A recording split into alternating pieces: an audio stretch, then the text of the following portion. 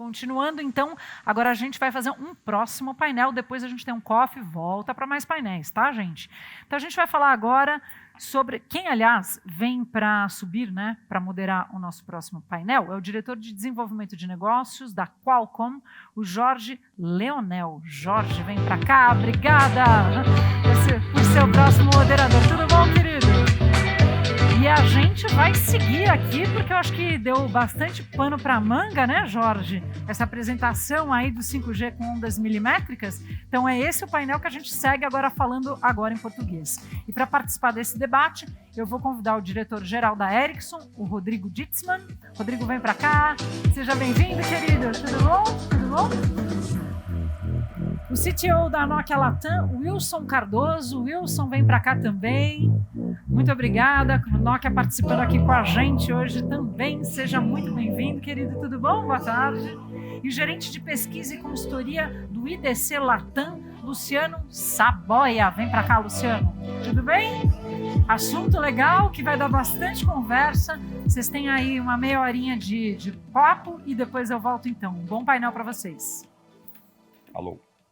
Boa tarde a todos, boa tarde aos meus amigos, convidados, panelistas, que nos honram aqui com seu conhecimento, sua experiência, sabedoria nessa era, né, de novidades em cima do que o 5G pode nos conceder do ponto de vista de possibilidades. A gente está vendo desde o início da manhã que é um espectro sem trocadilhos, né, literalmente infinito de casos de utilização, aplicações e soluções para problemas de negócio e para permitir uma experiência de vida do dia a dia superior àquela que a gente já experimenta hoje com as tecnologias existentes. Então, também aproveitar para celebrar aqui a oportunidade, começando agradecendo ao Chá pela apresentação dele, que nos trouxe um pouco desse panorama inicial do que a modalidade de comunicação em 5G onda milimétrica nos possibilita, e a gente estender esse bate-papo, né, para trazer um pouco mais da experiência da Ericsson, representada aqui pelo Rodrigo, da Nokia, representada pelo Wilson, e do IDC, da Casa de Análise IDC, representada pelo Luciano. E eu queria começar esse bate-bola, se eu puder aqui, Rodrigão, contigo, para você contar um pouco para a gente. A Ericsson está fazendo um monte de projetos, que eu mesmo tenho visto uma série de iniciativas nos 4 cantos do globo, muitas delas envolvendo comunicação 5G em onda milimétrica. O que você consegue contar para a gente do ponto de vista de por que é tão crítico você ter a comunicação 5G em onda milimétrica como parte integrante, né, intrínseca dessa equação do 5G do ponto de vista de proposta de valor, especialmente para os provedores de serviço? Se é que eu posso adicionar uma coisa que o Chá falou, né, que ele acho que matou todas as possibilidades. A resposta pode ser que seja simples, porque alguns casos de uso simplesmente não são possíveis em mid-band. Não tem como. Ele deu o exemplo dos estádios. O estádio é um dos capítulos, pode ser o Ano Novo em Copacabana, pode ser a saída de uma estação de metrô, enfim, a nossa capacidade de se agregar e justamente se agregar nos momentos que a gente quer mandar vídeo, quer receber vídeo, quer colaborar de algum modo. Esse é um caso típico. O outro é o caso industrial. Você não consegue ter o mesmo desempenho e automatizar uma indústria, o chão de fábrica, fazendo isso com mid-band, plenamente. Né? Então, é necessário ter essa composição, até voltando ao que o Paulo falou, né? O Paulo César da Claro, ele não está enxergando no curto prazo, porque os casos de uso demoram um pouco para acontecer. Eu lembro quando eu coloquei o Wi-Fi em casa. O caso de uso do Wi-Fi na minha casa inicialmente era eu poder sentar no sofá com o meu computador. Esse é o caso de uso. Eu queria sair do escritório e queria sofá. Hoje, o Wi-Fi na minha casa ele tem um papel, diversos casos de uso, do aspirador, as câmeras do Norberto, da câmera não, as tomadas do Norberto que eu comprei lá do Positivo, tudo está conectado, né? O console, as TVs, etc. Quer dizer, não é possível hoje, né, sem Wi-Fi, assim como não vai ser possível no 100 mm wave. Então, esse agregado das capacidades da tecnologia, não vou repetir de novo, baixa latência, alta velocidade, densidade, não adianta repetir, mas tem uma outra questão que é a programabilidade. A plataforma 5G, mais do que uma rede 5G, é altamente programável, permite que não só você tenha esse desempenho, mas você consiga, através das aplicações dos casos de uso, escolher em cada momento um atributo daquela rede. E por isso a gente tem trabalhado bastante intensamente no mundo já com esses casos iniciais. A gente tem casos de estádio especificamente, tem caso de automação industrial, tem caso de FWA, né? O FWA nos Estados Unidos está explodindo, está bombando, e uma parte significativa já está em milímetro. Então, é uma tecnologia indispensável para alguns casos de uso, que hoje a gente consegue, enxergando uma janela muito estreita, não consegue ver os casos de uso tão perfeitamente, mas à medida que o tempo passa, eles vão se abrindo. Só vou dar um exemplo bem tosco aqui, mas é que não posso deixar de usar. A gente está aqui numa sala, basicamente tem 2 casos de uso aqui.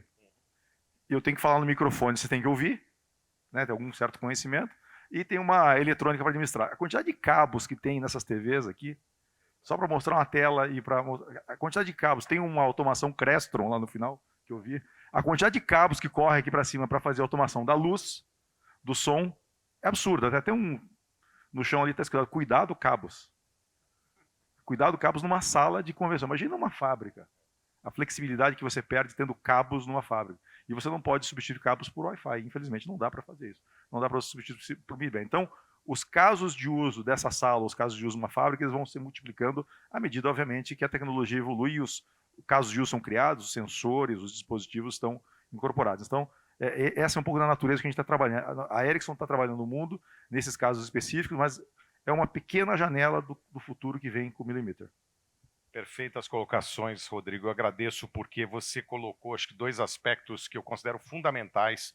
Toda vez que a gente está falando de comunicação da milimétrica, o campo de possibilidades, esse leque de aplicações, em cima de uma plataforma programável e fatiamento, né, com a virtualização da rede, e também a questão da experiência. Algumas experiências simplesmente não são possíveis de você obter ou realizar de forma plena sem essa modalidade de comunicação. E você citou algo, né, o FWA, o acesso fixo móvel, o Home Broadband via Wireless, que eu gostaria de explorar um pouquinho com o Wilson. Né? A Nokia tem sido uma forte protagonista nesse espaço, né, Wilson, de acesso fixo móvel, especialmente em mercados desenvolvidos como os Estados Unidos. E acho que tem aí uma série com a T-Mobile, com uma série de operadoras, uma série de experiências que trouxeram algumas lições aprendidas, alguns lessons learned, potencialmente interessantes e úteis aqui para o mercado brasileiro. Seria possível você discorrer um pouquinho sobre isso para nós e dividir essas experiências, esses aprendizados conosco? Bom, boa tarde a todos. Leonel, obrigado pelo convite. É um prazer estar no painel, Tonise também. Eu acho que é até bom de fazer um pouco de reflexão, né? O Millimeter Wave começou um pouco com o patinho feio do 5G, né? Nós sofremos todos nas fases iniciais com as frequências milimétricas nos Estados Unidos, com implementações quase que proprietárias das operadoras, né, puxadas até para uma necessidade de mercado, mas aprendemos bastante. Eu acho que aprendemos tanto que uma dessas operadoras dobrou a base em FWA no primeiro trimestre desse ano. Né? Então, aquele patinho feio já não é mais um patinho feio. E como eu gosto de polemizar também, a gente tem que imaginar que o nosso tráfego continua crescendo a uma base de 50% a 60% ao ano. Não precisa ser nenhum engenheiro com PhD para dizer que em 4 anos, quem não tiver a faixa de millimeter wave não vai ter capacidade nas suas redes para cumprir com o crescimento previsto nos próximos 4 anos. Então, hoje que a gente chama de banda de capacidade, que é o 3,5, ela vai virar uma banda de cobertura, complementada pelas bandas baixas e pelo millimeter wave na banda superior. Então, essa combinação dos espectros baixos, médios e altos foi uma coisa que nós tivemos extremamente preocupação, e até nossas 3 empresas aqui podemos dizer isso, quando nós começamos junto na BINE, na associação, trabalhar para que o Editral trouxesse esse componente de mid-bands e millimeter wave desde o começo, não somente para as redes públicas, mas para as redes privativas também, ou as redes privadas. Até hoje tem esse complexo de ser privativo ou privado na minha cabeça, usar o nome correto. Mas o ponto fundamental é que, em termos de Brasil, nós temos a base para imaginar um crescimento de FWA, se é complementar a fibra, se é a melhor solução para a fibra. Eu acho que é o caso de negócio que o Chá mostrou muito bem no plano de negócio dele. Nós mostramos em conjunto com a Qualcomm, até fazendo propaganda para o Tonise aqui, usando o Snapdragon X65 na arena de Tampere, em Finlândia, onde que é a nós chamamos de Casa Nokia agora, né? É um estádio de hóquei no gelo, onde nós mostramos as últimas soluções sempre do mercado, e agora as pessoas têm a possibilidade, ainda porque os dispositivos não estão disponíveis no mercado, mas de ter dispositivos que mostram interação dentro do estádio de ice hockey com velocidades de 2 gigabits por segundo, multitela e 8 telas de 8K. Então, é uma experiência, eu tive a oportunidade de ver um jogo, uma experiência completamente diferente do que você tem lá sentado de um lado e não vendo o pessoal do outro lado dando um taco na cabeça do outro em tempo real. Isso porque os finlandeses são um pouco mais calmos no jogo de hóquei do que as outras nacionalidades. Mas é um jeito de você ver um jogo diferente. Imagina isso no estádio de futebol, por exemplo, com 80, 50 mil pessoas. Um fator também, acho que é fundamental, até estendendo um pouco além do FWA, a gente precisa lembrar que as operadoras brigam para ter o ranking de melhor banda larga em todos os lugares. Paulo César aqui claramente falou isso. E banda larga é experiência. Então, sem essa possibilidade de ter um millimeter wave, em shopping centers, em centros de alta densidade, na região da Faria Lima famosa, né, e outras, nós vamos ter um grande problema de capacidade. Então, brigar pelo ranking de capacidade e qualidade com millimeter wave é muito mais fácil do que brigar com todas as outras bandas juntas. Então, quem cria essa capacidade adicional, com certeza, vai pular no ranking antes que os outros e vai ser difícil tirar essa posição. Então, essa combinação ela não só vale para a parte de mobilidade, mas também serve para o FWA em cidades como a gente tem em São Paulo. Que, aliás, a gente adora fazer decoração de fibra em poste em São Paulo, né? É uma das soluções, até do ponto de vista urbanístico, que a gente pode resolver também do estético com millimeter wave e de segurança, né? Não, excelente. Quer dizer, esse raciocínio de você pensar em termos de banda de cobertura e banda de capacidade, e com a explosão da demanda de tráfego que a gente está observando, né, que é evidenciada, múltiplos estudos da Ericsson, do Bell Labs, do IDC, quer dizer, é um leque de análises que constatam, quer dizer, o mesmo outcome, né? Você tem uma explosão da demanda por tráfego e dentro desses próximos 24, 36 meses, eu concordo contigo, vai ser difícil fugir disso e qual melhor ferramenta, né, ferramental, toolkit para endereçar isso que é uma banda de capacidade em cima, né, ou trabalhando em conjunto, melhor dizendo, com a banda de cobertura, para que você possa ter a melhor experiência. E para ter uma experiência incrível, você precisa ter dispositivos, você precisa ter software adequado, você precisa ter rádio, né, que vocês são literalmente PhDs no tema, e eu sei que os estudos mais recentes, eu mencionei um deles aqui, né, conduzidos pelo IDC, Luciano, não me manter honesto aqui, Luciano, mostra exatamente isso, né, a importância do que a gente denomina aqui como ecossistema para que essa mágica, né, continue funcionando, né, e os seus truques sejam cada vez mais incríveis para quem experimenta, para os consumidores e para o mercado corporativo também. Como é que você está vendo nesse sentido, você que participou dessas análises, desses estudos, acompanha isso de perto, o desenvolvimento desse ecossistema e reiterando aqui a relevância disso para o desenrolar aí rápido dos benefícios da comunicação em onda milimétrica? Legal, sim, Leonel, boa tarde, em nome da IDC Brasil, eu gostaria de saudá-lo, saudar também ao Rodrigo, ao Wilson e a todos aqui. Boa tarde, muito obrigado pelo convite. E eu fiquei muito feliz, eu estou acompanhando o evento desde o início, né? Fiquei muito feliz de ouvir a palavra ecossistema ser repetida aqui tantas vezes, né? E esse evento, esse tipo de discussão, ele é direcionado para o ecossistema realmente, né? E muito além dos devices, do rádio, das antenas, do que a gente está vendo aqui também demonstrado, mas também de outros elementos do ecossistema, como os hyperscalers de cloud, os integradores de TI, que vão ser capazes de fazer todos os elementos e a arquitetura das redes poder funcionar, né? E uma camada de segurança muito importante aqui que a gente tem que pensar sempre nesse tipo de implementação e deixar disponível para os clientes. Então, eu ouço muitas críticas quando eu converso com a indústria dessa dificuldade de encontrar um ecossistema que compreenda o negócio e que possa traduzir tudo que a tecnologia tem de capacidades para as mais diversas verticais, né? E eu estava te comentando que nós fizemos um estudo recente, agora abril, maio, para o segmento B2C e B2B, e nos questionários de B2B a gente pode ser um pouco mais incisivo em falar de determinadas tecnologias na sopa de letrinhas, né? E aí, dentre um hall de tecnologias que a gente ofereceu para as empresas, falando só de empresas aqui na América Latina, perguntando sobre a favorabilidade, tecnologias como o RLLC, né, ultra baixa latência, millimeter wave e MAC, né, de Edge Computing, foram as que as empresas menos demonstraram favorabilidade, né? Então, eu acho que a gente está tendo um tema aqui, uma condução excelente sobre o 5G e a necessidade do ecossistema. Agora, a gente também precisa de um papo de enabler para enabler, né? O 5G é uma tecnologia enabler, habilitadora, e nós precisamos também chegar nos CIOs, que são os habilitadores da tecnologia para dentro do negócio, né? Então, quanto mais nós todos, né, nos esforçarmos para traduzir o que o millimeter wave é capaz de transformar os negócios, aí sim nós vamos ter atração tão desejada para as diversas verticais que a gente viu aqui, que a gente vai poder comentar também.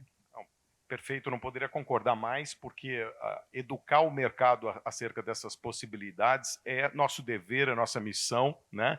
E nada disso é possível se a gente não expandir, né? Não abrir exatamente o alcance do que essas tecnologias possibilitam. E falando de alcance, possibilidades, resultados, né, KPIs, eu vou voltar aqui com o Rodrigão para que ele nos conte um pouco as impressões dele acerca de algumas experiências que eu vi que a Ericsson conduziu na Escandinávia, com a Telia, com a Elisa, com a Telecom Itália, né, ainda no continente europeu, na Ásia, do ponto de vista de alcance, de velocidade atingida, porque muita gente fala, olha, poxa, intempérie climatológica pode prejudicar, ou distância talvez seja limitada, ou precisa ter um CPE, XYZ, enfim, e acho que as experiências que eu pude ver, que vocês né, capitanearam recentemente nesse sentido, né, lideraram, mostram justamente o contrário, né? Um leque muito mais aberto de possibilidade com a onda milimétrica do que a gente até imaginava inicialmente, acho que um pouco por conta do desenvolvimento muito acelerado, né, Rodrigo, das possibilidades que você pode atingir efetivamente com o emprego, né, a implementação adequada disso. Você consegue dividir um pouco com a gente, compartilhar um pouco como é que foram essas experiências? O que você viu de mais bacana que você poderia destacar? A gente pode falar dos dois extremos, né? A gente não pode esquecer, o milimétrico ele é, sim, uma tecnologia de alta capacidade e baixa abrangência. Ele é feito para isso. Ele é feito para ter, né, eu gostei do data shower, né, um chuveiro, um data shower, um chuveiro de dados dentro de um ambiente limitado. E, nesse caso, a gente tem experiências tanto com a Telia, a Telstra, acho que é o caso mais emblemático, de chegar a 5.9 GB. 5.9 GB, hoje qualquer aplicação que eu possa pensar não vai usar esse dado dentro de um chão de fábrica, por exemplo, limitado. Mas também ela pode ser modulada para longo alcance. Não que seja o caso base, mas ela pode sim permite, isso viabiliza principalmente o FWA corporativo, não tanto o varejo pode ter, mas o corporativo, de alcançar 1 giga, uma distância de 6,5 km, que é contraintuitivo, né, para essa frequência, para esse tipo de em terminais normais, né, form factors normais. Mas, mais uma vez, essas são, digamos, os dois extremos de uma tecnologia que, no fundo, é desenhada para alta capacidade eu acho que é o caso preferido, né? Porque essa alta capacidade em regiões mais delimitadas, seja um estádio ou seja um chão de fábrica, só para usar os dois, ela tem uma característica de, voltando ao que a gente falou na primeira pergunta, de abrir novas janelas. A gente está enxergando a tecnologia com uma janela muito estreita hoje, é o que o Norberto chamou de uma parede na frente, é isso? E ela vai abrindo, porque o que essa altíssima velocidade faz, por exemplo, num ambiente fabril, ela faz uma espécie de uma desmaterialização ou um teletransporte do poder computacional.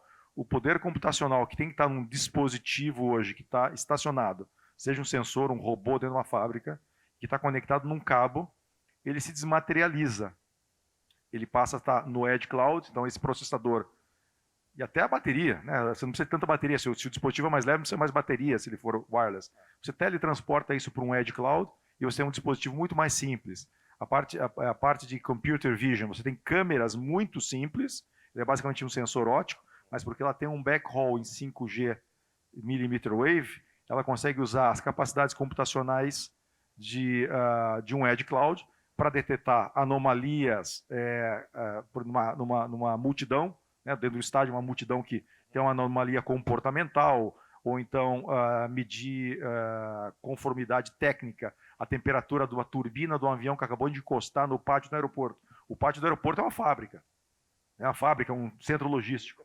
Você usa computer vision para, por exemplo, analisar isso. Quer dizer, uma série de casos de uso muito complexos que, se não for, né, se não for um milimétrico, você vai ter que ter câmeras ou dispositivos extremamente complexos e caros distribuídos, milhares deles, não é viável. Você passa a ter dispositivos muito simples que utilizam um teletransporte em millimeter wave para o edge compute e ele sim realiza as funções. Então, as nossas experiências de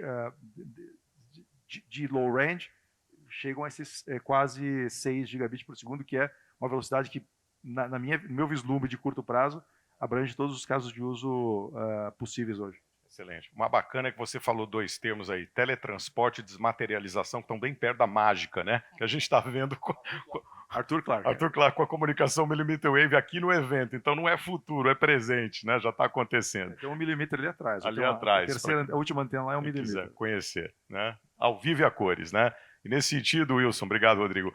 E nesse sentido, a gente, bom, o Chá mostrou aqui, né? Deu um appetizer, né? Um aperitivo de um estudo que a gente conduziu com o Bell Labs, que é um braço de pesquisa muito conhecido da Nokia. E eu tenho certeza que seria muito bacana você destacar para a gente aqui, para o grupo de participantes, toda a nossa comunidade aqui, um pouco da tua leitura envolvido com isso esses últimos anos, dos aspectos mais salientes, mais acentuados, mais relevantes da equação econômica da modalidade de comunicação em 5G via onda milimétrica. O que você destacaria para a gente nesse sentido? Leonel, obrigado. Eu vou pegar só a parte pública do estudo, né, porque nós temos uma barreira com o Bell Labs, então o que é público, a gente consegue absorver. Mas um pouco da leitura. Acho que a grande dúvida que existia é se existia realmente um business case para o 5G, que o Chá colocou muito bem esse ponto. E existe. Né? Existe com tempo de retorno sustentável, o estudo mostrava em 4 anos, e claro que nessas condições, onde eu vou colocar millimeter wave, é onde eu tenho uma demanda muito grande de tráfego. Talvez uma crítica até construtiva ao estudo, é um ponto até pegando o seu gancho, Rodrigão, foi o ponto que, quando a gente fez o estudo, o pessoal fez o estudo, não tinha essa visibilidade, até uma quebra de paradigma, que a gente pode atingir distâncias maiores com millimeter wave, claro que em algumas condições muito específicas. Aliás, condições que existem bastante no Brasil, né? Toda cidade brasileira tem uma torre alta do lado. Então, a linha divisada, como a gente fala, está garantida de certa forma. Então, nós temos as condições, eu acho que aí vem o estudo, então, que mostrava que, bom, se eu colocar millimeter wave em estação de trem ou estação de metrô, se eu colocar millimeter wave em estádio, se eu colocar millimeter wave em shopping centers, eu vou cobrir uma grande parcela da população com investimento pontual e dar uma qualidade, uma experiência de serviço muito melhor do que as redes podem dar hoje. Vão dar muito mais capacidade com investimento muito menor por bit. Então, acho que isso é fundamental ter na equação e na mentalidade, que eu vou ter um investimento muito menor por bit e lembrar que todos nós pagamos as nossas contas por bits ou bytes. Só um complemento também que a gente precisa visualizar, uma das experiências que a gente teve passando, a gente precisa ver que as aplicações vão ficar cada vez mais pesadas. E só para a gente ter uma dimensão do que nós estamos falando a curto prazo, uma BMW hoje, ela guarda 200 gigabytes de informação por hora. E só uma pequena parcela disso hoje vai para a rede por falta de conectividade. Então, no momento que uma indústria automobilística tiver a total conectividade do carro, não estou falando de self-driving cars, ou etc., a qualidade que eu vou ter para melhorar meu processo de desenvolvimento desse carro em condições diferentes é enorme.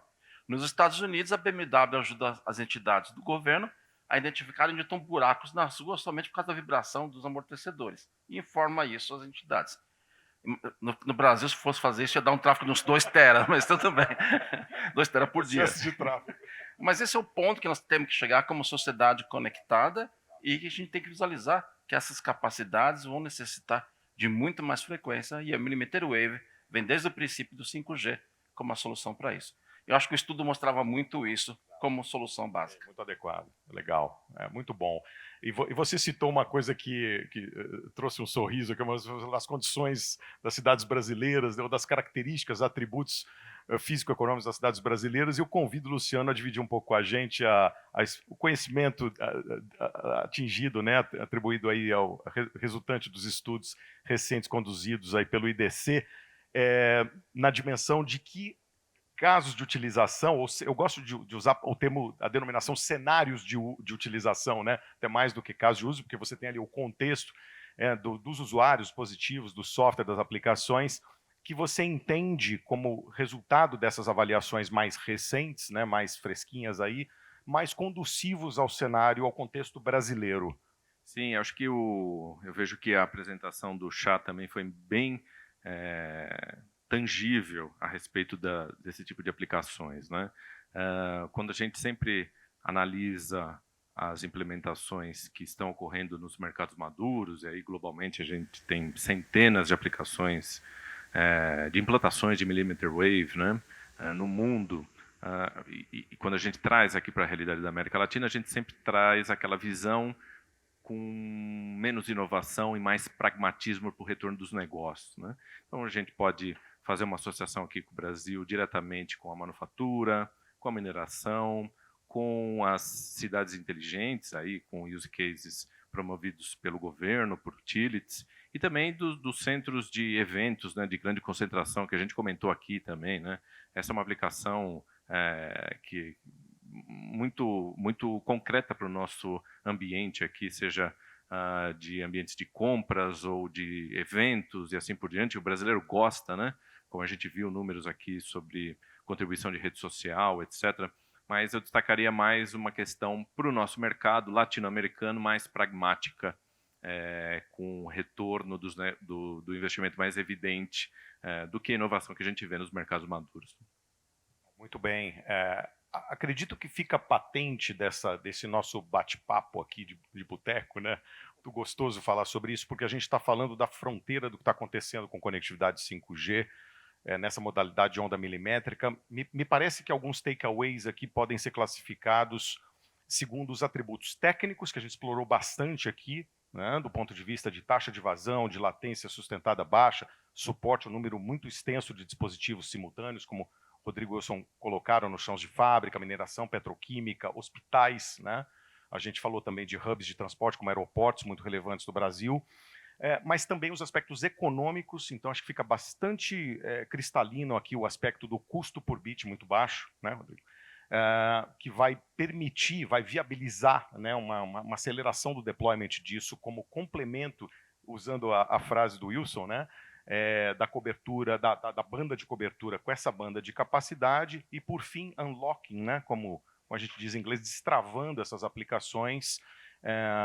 E quem já experimentou aplicações enabled, né, habilitadas para usar também uma denominação que foi empregada aqui hoje pela manhã com muito sucesso, ao meu ver, sabe que a experiência é inesquecível, é única, né, sem paralelo, porque a gente pode imaginar rapidamente o benefício que algum paciente dentro de um centro hospitalar pode, né, resultar da utilização adequada disso, ou dentro de um hub de transporte, como a gente citou aqui, ou de uma fábrica no controle da produção e controle de qualidade. E por que não, né, a gente sonhar aqui em desfrutar dessa experiência nos estádios, com os esportes, com shows de música. Recentemente eu vi uma experiência onde o millimeter wave foi usado na T-Mobile Arena, em Las Vegas, onde o público interagia com o artista. Então você podia escolher as músicas que eles deveriam tocar na sequência e observar, né, no picture-in-picture, dentro do próprio contexto do smartphone, dentro da arena, os diferentes músicos da banda, o que eles estavam performando nos seus instrumentos, e até com o apoio de uma empresa que utiliza o millimeter wave para transmitir o áudio com altíssima qualidade para os fones, o som em altíssima definição, inclusive compensando o delay, né, por causa da distância física entre a plateia e o artista, né? Imagina o que não é possível fazer, né, num espetáculo esportivo, ou de dança, ou de teatro, ou num museu, ou numa universidade, num centro de pesquisa. Então, acho que aqui a grande palavra que fica aqui é campo de possibilidades, e essas possibilidades estão abertas já, né? A gente está vendo isso aqui hoje. Então, queria, dentro do nosso tempo que está aqui exíguo, agradecer, aplaudir aqui, né, Rodrigo, Wilson, Luciano, por esse painel maravilhoso, pela contribuição de vocês. Obrigado, meus caros.